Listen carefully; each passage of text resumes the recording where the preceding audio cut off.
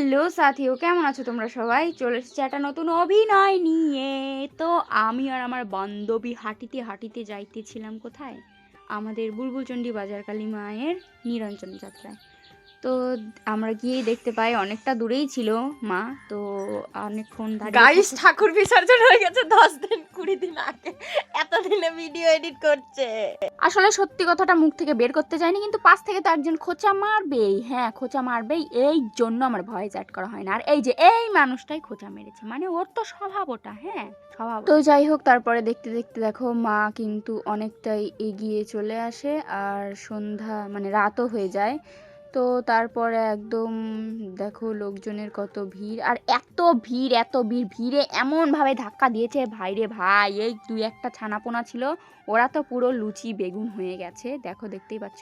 আর আমরাও একদম আটকে থেকে গেছি, কোথায় যে আটকে ছিলাম মানে সেটা বলার মতো না। সে কি দৃশ্য হয়েছিল আমাদের সাথে, মানে পুলিশ কাকু এসে বলছে যে পিছনে সরে যাও, পিছনে সরে যাও, মেয়েগুলোই ছেলেদের মধ্যে ঢুকবে কেন?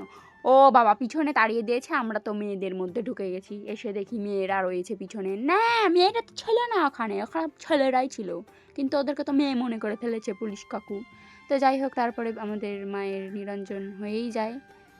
তো তারপর কি আর মন টন খারাপ করতে লাভ নেই, কারণ আসছে বছর আবার হবে। হাসি মুখে মায়ের বিদায় দেওয়াটাই উচিত।